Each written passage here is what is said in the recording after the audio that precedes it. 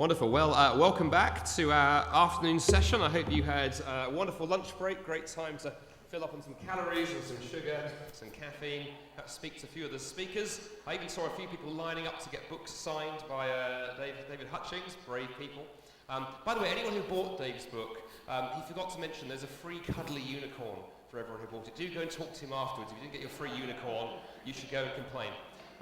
He's giving me a look. So I will stop messing around. Well, in this session, I want to pick up on a topic that we talked a bit about in my first session, the whole "Have you ever wondered" piece, and really think about how we can apply that to talking with, engaging with our friends who are perhaps a little bit apathetic. And whenever I think about the topic of how to engage those who are disinterested or apathetic, that actually takes me back to my wedding day 24 years ago. Not because my wife was apathetic. I need to be careful to stress that. Will you marry me? Yeah, right then. But actually, one of the ushers at our wedding was an old friend of mine. His name was John. And John classically falls into this category. He had grown up in a Christian home. He had walked away from his faith as a teenager. And at the point that I stumbled across him, we became friends. He didn't know what he believed, but interestingly, not merely did he not know what he believed, he didn't care that he didn't know what he believed. And during one of our first conversations about faith, where I tried to raise faith issues with John, I remember him saying to me, he said, "Mate, why do I need God? Why do I possibly need God? It's totally not relevant." And as I pressed back on him, he said, "Look, Andy, I'm happy, I've got a good job, I've got the money I want, the car I want, the job I want, the life I want, the holidays I want, the women I want. Where does God come into it? Life is great. Life's great. I don't need God at all."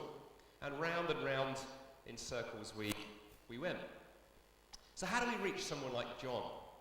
Maybe you've got friends or family, colleagues or neighbours who, similar to that, you perhaps tried to raise spiritual conversations and you just get shut down rapidly. They're simply not interested. Trying to start conversations with them can be a bit like nailing Scotch mist to the wall.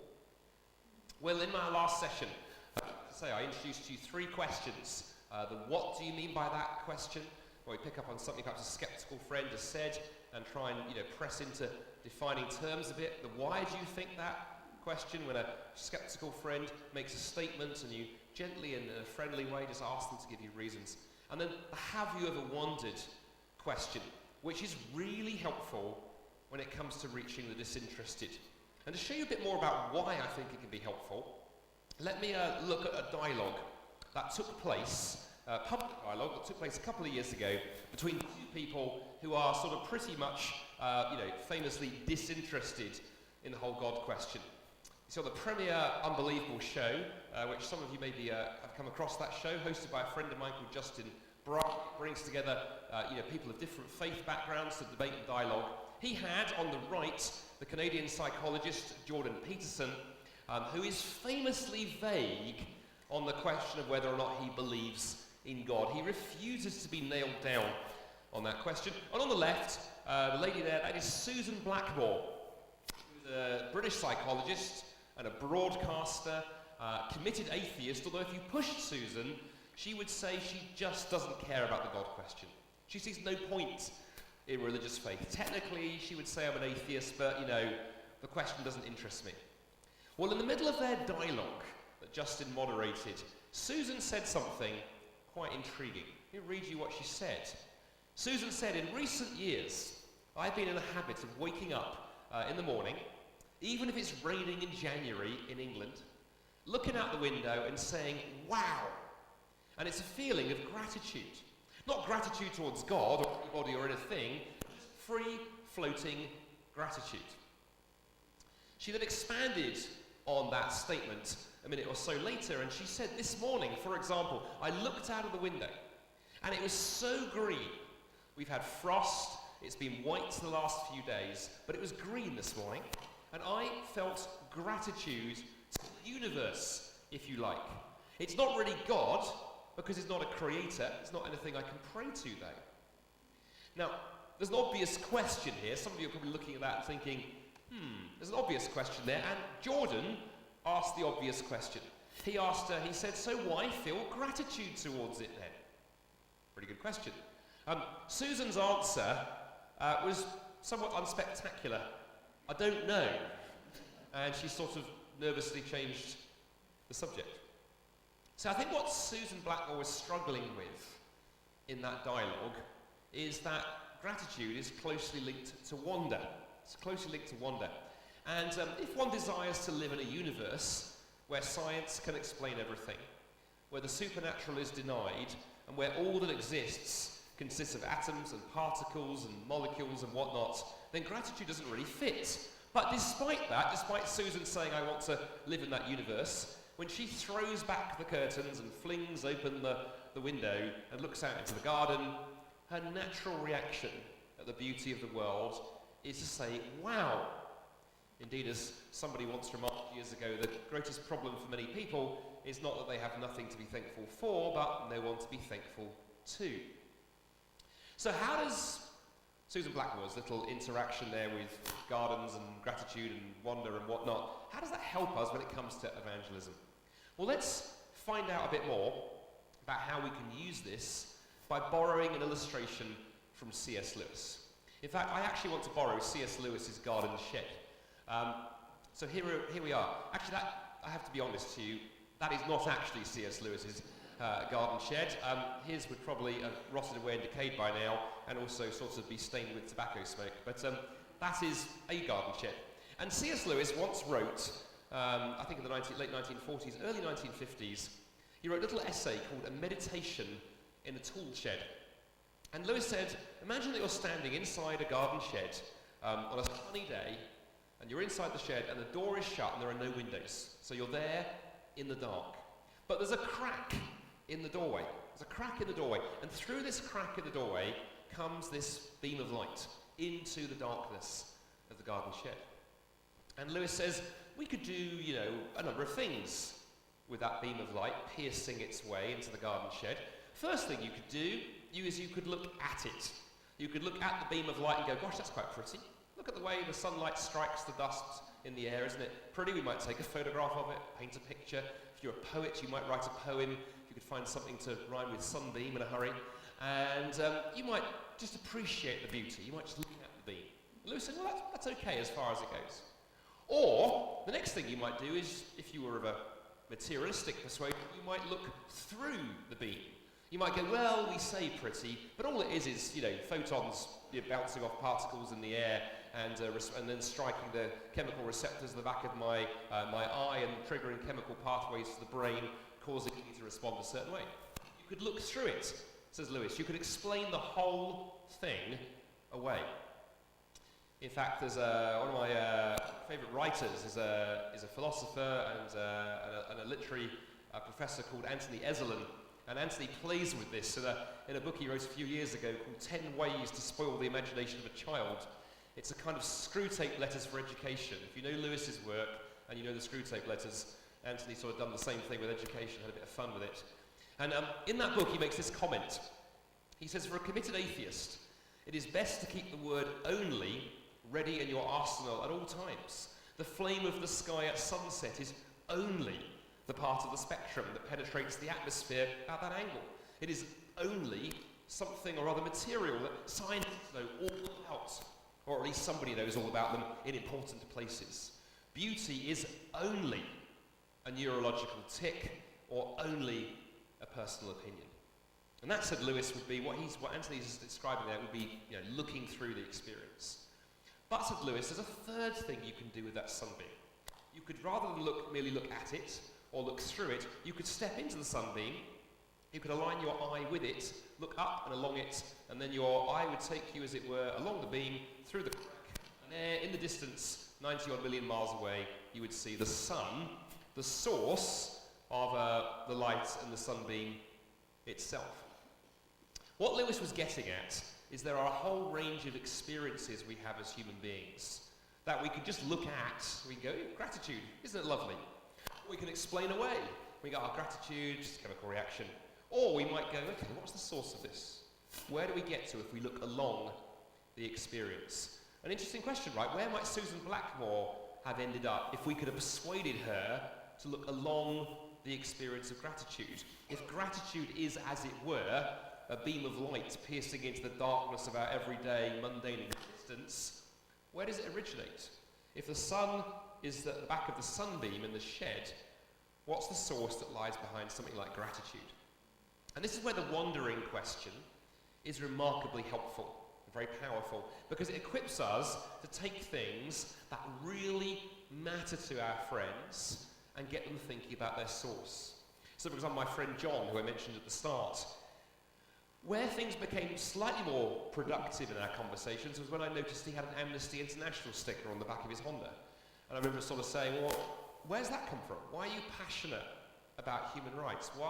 Have you ever wondered why that gets you excited? And it did. It was something he cared deeply about, but it didn't really fit into this everything is there to make me happy kind of existence.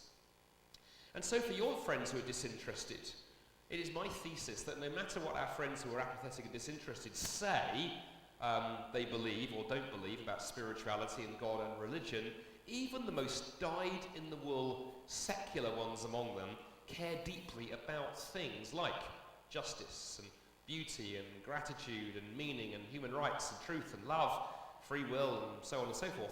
And what all of those experiences have is they don't really fit that well into a godless universe. Let me show you what I mean with a couple of illustrations. I, in the previous talk, told you the story of my other friend John. Not all my friends are called John, but quite a few of them are. Not John the school teacher.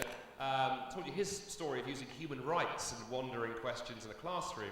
Well, let me give you another example of a friend of mine who's quite successfully used have you ever wondered questions. So I have a friend of mine called Michael Otts.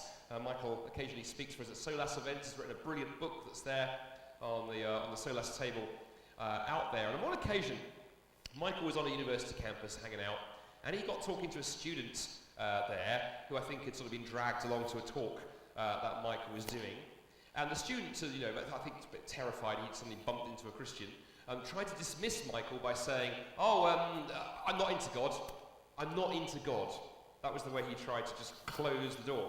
Now, of course, that could have closed the door, barred it, bolted it, put planks over it, and nailed it shut, had Michael let it.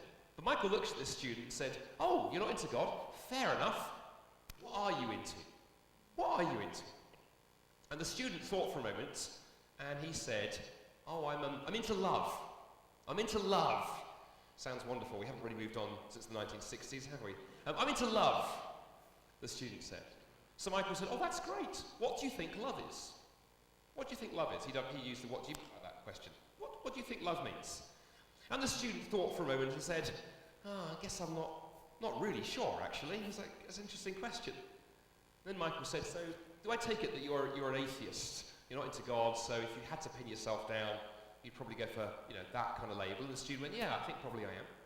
So Michael said, okay, what about I give you a definition of love that is an atheistic one that might work purely in terms of atheism? What about I give you a working definition? And so the student said, well, go on then. So Michael said, what about if we say that love is a chemical reaction that has evolved in our brains to make us attracted to people, typically of the opposite sex, so we might pair bond with them and reproduce and pass our DNA on to the next generation? How's that for a definition for love?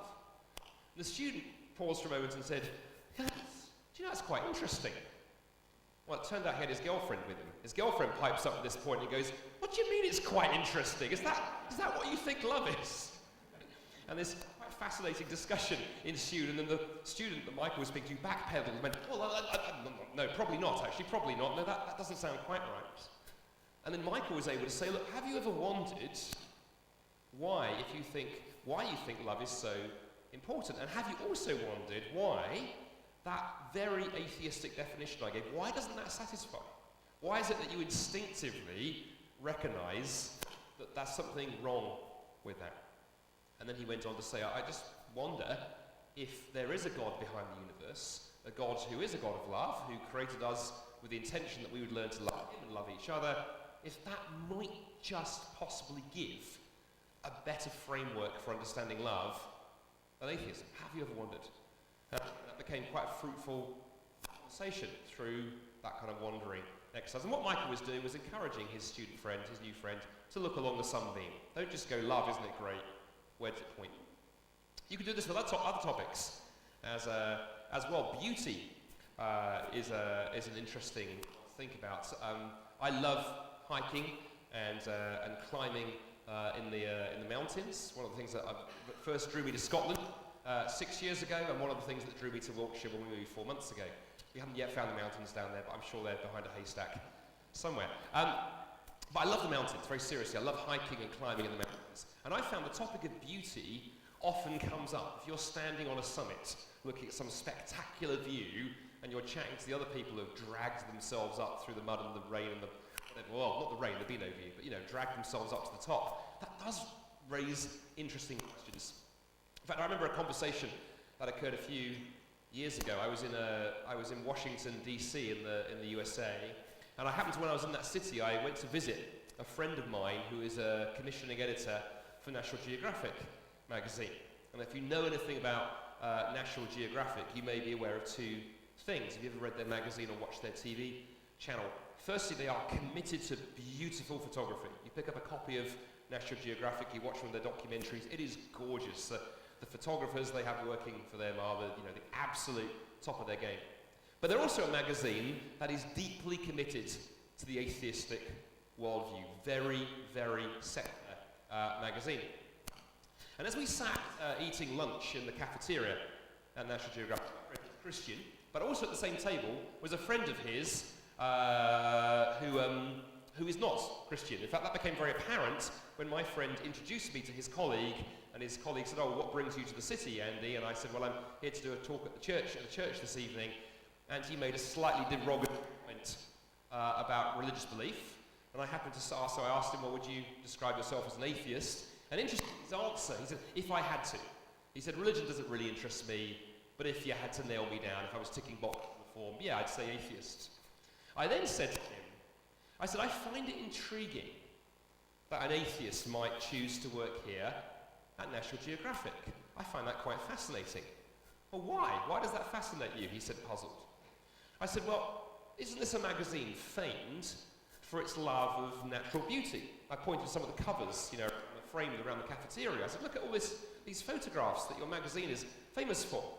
He said, "Well, yeah, we are famous for that. It's one of the reasons I enjoy working here." Then I used the wondering question.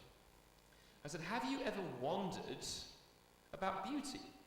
I mean, it's a bit odd when you think about it, if atheism is true, why we have this instinctive reaction to natural beauty. Have you wondered," I said to him, "have you wondered why it moves us, why it inspires us, why we feel the need to paint and photograph and draw and write about it?" If I remember asking a friend of mine back in the UK, here in the UK, that very same question 6 or 9 months before. He was also of a secular persuasion. His best attempt was to say, "Well, I think our appreciation of landscape perhaps goes back to a primordial instinct that when we were Neanderthals and we looked out across the plains and we saw lots of grass and a river and herds of bison, we knew that was a good place to hunt game. And our love of beauty, that's what that is." I said, 2007, I hiked to the base camp of Everest on the north face at 18,000 feet. Not a bison, green meadow or anything in sight. It was all glaciers and rocks. Do you not think something has gone badly wrong with that explanation? Anyway, this chap at National Geographic, he said to me when I asked the wondering question, he said, "Do you know, I've never thought about that. I've actually never thought about that." And again, I said, "Look, I wonder if beauty is something that just fits a little bit better into a world with a God behind it than if there isn't. If there is a God who is the creator and an artist who has designed us to respond to art and to beauty." Remember Dave, one of his slides in his last talk talked about the fact that being built in the image of God means there's a connection between us and the rational God who designed the universe and science and so forth. The same argument applies for art. He's designed us, this God, to respond to art and beauty. If God has, as the Bible puts it, made everything beautiful in its time, then that might just explain why we yearn for more than just atoms and particles, more than survival and reproduction. Now, what was interesting is, as he and I continued to talk, he opened up a little bit, and it turned out that actually he'd had a very strict religious background. And because of that, in his 20s, had thrown the whole thing off. He'd rejected everything to do with God. But by the end of the lunchtime, as myself and my friend Glenn talked with him, he admitted, I do agree with you, there are some things in life that probably do make far better sense if there is some kind of God behind the whole show. And I think the reason that wandering questions, be it beauty, be it love, be it human rights, one reason I think they work so well is that you're starting from a place where your friend is, rather than the place you want them to be. So rather than sit there and think, how can I strong-arm my non-Christian friend into accepting a few basic Christian truths? Or worse, sitting there all depressed because your work colleagues don't seem to show the slightest glimmer of religious belief. Well, a wandering question, you're starting on their terrain. You're starting with the stuff they're already interested in. A good friend of mine is a comedian called Andy Kind, a very gifted comedian. I'm a very amateur comedian. He's a very gifted comedian, and I saw who smirked at the back, thank you. And Andy Kind came to faith from a secular background, and he came to faith through exactly this process, discovering that the things he was wondering about were the very things that the Christian faith seemed to make sense of. Let me read you a short extract from his testimony in his semi-autobiographical book, Hidden in Plain Sight. Andy writes, he says, in my early 20s, I didn't really know what I thought of the big story that the universe is telling. There seemed to be an infinite number of religions, philosophies and conspiracy theories which sought to account for how and why the universe is as it is. And I wasn't sure which of those big stories out there really was the real deal. But I did know something about my little story. I knew that I believed in love. Not just love, but unconditional love. I wanted to be loved without fear of rejection. I wanted to be loved for who I was, not just based on what I did. I believed in justice. I believed in purpose. I believed in freedom. I believed in beauty. I believed that death felt unnatural to observe, no matter how many times I observed it. And for Andy, it was as his friends helped him to begin to wonder about those things that the dots got connected, and he realized that the big story of Christianity made the most sense of his little story. And that's what wandering questions do very powerfully. In a nutshell, with a wandering question, you're looking to find the thing that your friend is passionate about. Listen to, get to know them, find out what animates them. Take an interest in it, ask lots of questions, listen well. Look for the opportunity to use a wandering question to try and show gently how the thing they care the most about doesn't really fit into a godless world. And then you're looking to try and gently again show how perhaps Christianity makes the best sense of it. And look, as we close in a couple of minutes, let me end by pointing out there is a really interesting example of this approach in the New Testament. In Acts 17, we find Paul in Athens. And as he tours around the city, looking at all the statues and temples and pagan polytheistic paraphernalia, as a good Jew, Paul gets understandably upset. But among all the assaulted altars there in Athens, he comes across one with a very unusual inscription. It says, "To an unknown God." Later, when Paul is invited to preach to an audience at the Areopagus, he effectively leads his sermon with a wandering question. He says, "People of Athens, I see that in every way you are very religious. For as I walked around and I looked carefully at your objects of worship, I even found an altar with this inscription, 'To an unknown God.' So you are ignorant of the very thing that you worship, and this is what I am going to proclaim to you." In other words, Paul is saying to the audience there, I wonder, have you ever wondered if you thought about the identity of this unknown God, to whom you have even dedicated an altar? And then he goes on to tell the Athenians all about the God of the Bible, and as he does so, he even quotes from Greek poets, poets and writers with whom his audience would be familiar. And he does all this in a brilliant illustration of how you get an audience thinking about the gospel, but starting from the very things they're familiar with. Indeed, as C.S. Lewis, whose tool shed we briefly borrowed earlier, C.S. Lewis once wrote, and Lewis was himself a man who came to faith in his 30s, partly through wandering questions. Lewis wrote these now quite famous words. He said, "I believe in Christianity as I believe the sun has risen, not only because I see it, but because by it I see everything else. In other words, Lewis is saying the gospel sheds light on everything. It illumines everything, not least the things that our friends care the most about. And with practice, you can, I believe, learn to ask wondering questions. You can wonder out loud as you discover the things that really matter to your friends and your neighbours and colleagues. And using a wondering question, you can gently begin drawing those in to becoming spiritual conversations and point them to the one who is the ultimate answer to all of our questions. Well, thank you for listening so patiently, and I hope some of that was helpful. And I'm now going to hand over to Sharon for our second talk this afternoon.